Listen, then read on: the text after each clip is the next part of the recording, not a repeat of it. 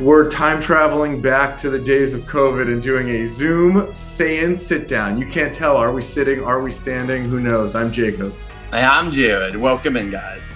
We get the awkward pauses and everything. It is so weird. But let's get talking about Dragon Ball because we got a time limit here. Just like the Z Fighters here. Goku's got a time limit till he has to go back to heaven. We have a time limit before Zoom tells us we gotta pay money. That's true. So we're on episode 241, and this is we got a little bit of, I don't know if it's filler or not, but we're kind of in between major elements of the arc. So it's the end of the Buu saga officially. So it's a very interesting time when you think about it because it's right before something's gonna happen. It's a very weird thing because like this arc ends differently, right? This is one of the most different arcs. Like how the saga kind of ends for just the Buu part is very different than what we've seen before. So because of that, I feel like the pacing here becomes a little weird. Because it goes from having a very clear, like you said, pacing and maybe even just like tone. And then after the Vegeta thing, it switches. You get all this fan service of like new Saiyan transformations, fusion, new versions of Buu. It does feel like that all comes at once out of nowhere from... And I was gonna say, here's the weird part that I know. I want to be very apparent. I don't care what anyone says. They change their mind because of either money or because of preference. But like they're like, hey, the future is here. It's Trunks to Goten. I am sorry, Dragon Ball Super and GT show. That was never the freaking future of that stuff. But let's get into the episode here because it is a unique thing. But Buu is basically going to the city and he kind of like, so this is before Buu is like basically starting to terrorize the city and Earth. Like no one knows who Buu is. And he makes his first kind of appearance. He like lands in front of some guy who gets pissed at him. And then that guy unfortunately meets a not so good fate. But to be fair, he wasn't a nice guy. I think he made some fat shamed him or something. Hey, by the way, what I want to say is this. It doesn't matter if this guy was the nicest man either. Who was going to turn everyone into dust or candy? Not if you're blind, because if you don't judge him. Sure. But like, he's your Bobbity still. So we're still doing this. Obviously, the sagas have similar formats. Buu is his own villain in the way of like, Frieza is like someone who's been around for what seems to be at least like 50 plus years of like an empire, right? This guy is like the traditional villain you get in anime, right? Cell is this creature that is like revenge on the Z Fighters, and it's got a combination of all their best traits. And now Buu is this like magic Majin creature that is just childish. They gave it the big difference he wanted to make of Buu is that that the other fighters have their own motives, at least in some way.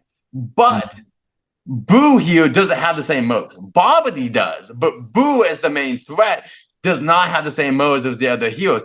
Could he destroy everything? Sure, but it's mainly he's like an animal or like a child. It's based on his emotions. Rather, with Frieza, there is basings on like actual adult, like he's thinking. There's a reason Frieza kills the Saiyans and all of that. Yeah, same thing himself. The tone I like that's being lost now. The first half of this is like Buu and the Kais have this eternal struggle, friction, and there's all this history and fighting, and I don't think we're supposed to understand that, but that's the whole thing is like the Z Fighters are just pulled into this pre-existing conflict. Then it becomes their own. Supreme Kai doesn't matter pretty soon, and it does become the Z Fighters versus Buu. And I think you're right, like the lack of motivation for Buu kind of makes that less interesting than the other major sagas. Well, and I do want to point out because we're recording this now of Daima. They're going to give us a lot more backstory, guys, on the margins and everything going on here. It's just ironically, it's going to be in the future that we'll learn about the past. We're on the clock. So Kibito saves Supreme Kai, and Supreme Kai starts elevating expectations. So do you? I don't remember if I heard this. Why is Kibito alive? There was no Dragon Ball, right? Because he got wished back when everyone who was by Buu, That's right, and then they stopped the wish. Stretch it. I was just like, I know what they mean. Like the dragon at this point knows what they mean. So I guess that's it. I do like that. Yeah, Kibito comes here, and I like that. Like Kibito still has this anti-human, or I don't know, whatever you want to call it, like anti-mortal stuff. So he's like, "Why do you want Gohan?" And he's so surprised that he wants Gohan so bad. But like Supreme Kai's like, "Dude, you didn't see this. This kid has potential." Kibito and them get Gohan, and they wisp off. Right? Wait, how did they leave then? How they warp out of there? Do they have instant transmission like Goku? Yeah, I think they have some type of instant thing.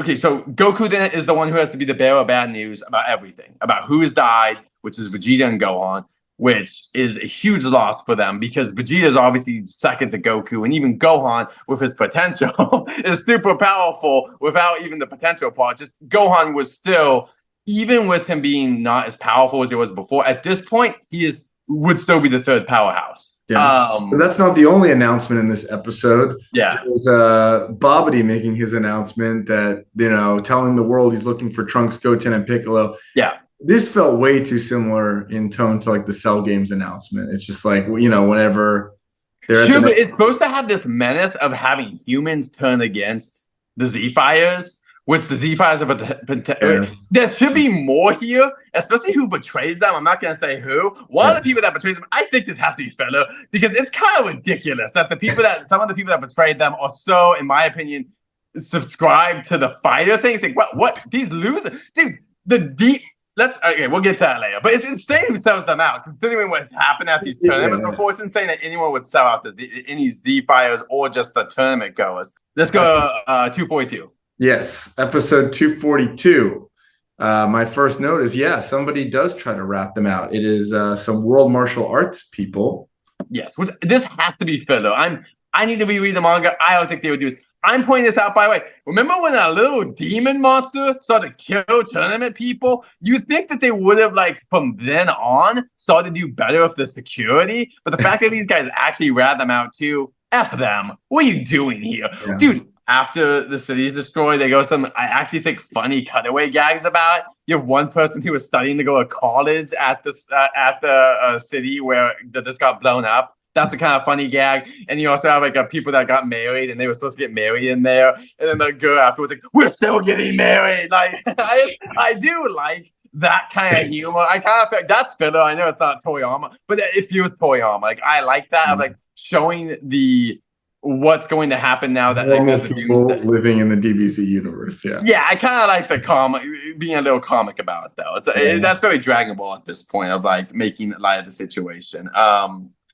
Meanwhile, on the Supreme Kai planet, it was just racist, and it's just no, I won't let him touch the sword. It's instantly though. They're they get there and right away, sitting there for thousands of years or whatever. Yet no it's first thought, oh yeah, let's go remove the Z sword.